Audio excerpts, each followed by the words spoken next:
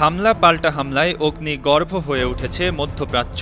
সবশেষ ইসরায়েলি হামলায় ইরান সমর্থিত হিজবুল্লাহ প্রধান হাসান নাসরুল্লাহর হত্যাকাণ্ড যেন সেই আগুনের ঘি ঢেলে দিল। এদিকে নাসরুল্লাহ নিহতের পর হঠাৎ করেই ইরানের সর্বোচ্চ ধর্মীয় নেতা আয়াতুল্লাহ আলী খামেনিকে নিরাপদ স্থানে সরিয়ে নেওয়া হয়েছে।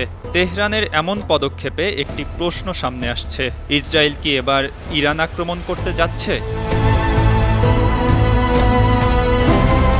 নাম প্রকাশে অনিচ্ছুক তেহরানের দুই আঞ্চলিক কর্মকর্তা ব্রিটিশ বার্তা সংস্থা রয়টার্সকে বিষয়টি জানিয়েছে। তবে ঠিক কী কারণে খামেনিকে নিরাপদ স্থানে সরানো হলো তা জানায়নি এই দুই কর্মকর্তা।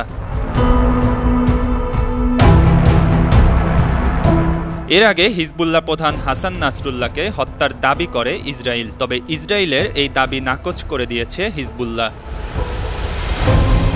ইরানের পক্ষ থেকে জানানো হয় হিজবুল্লাহ এবং অন্যান্য মিত্রগোষ্ঠীর সঙ্গে তারা যোগাযোগ রাখছে। নাসরুল্লাহর উপর হামলার জবাবে কী ব্যবস্থা নেওয়া হবে সেটি এখন ঠিক করা হবে।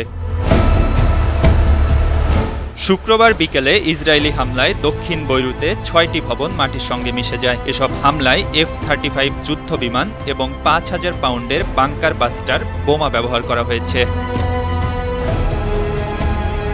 আন্তর্জাতিক ডেস্ক, ৫২ টিভি।